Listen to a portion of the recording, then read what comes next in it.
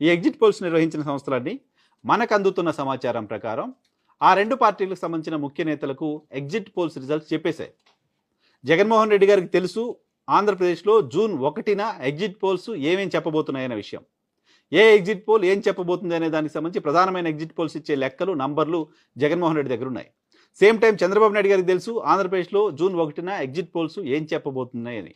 So Chandrababu Naidu గారికి కూడా తెలుసు జూన్ 1న ఏ ఎగ్జిట్ పోల్ సంస్థ ఎంత నంబర్ తమకు ఇవ్వబోతోంది, తమకు సంబంధించిన పరిస్థితి ఏంటి అనేది.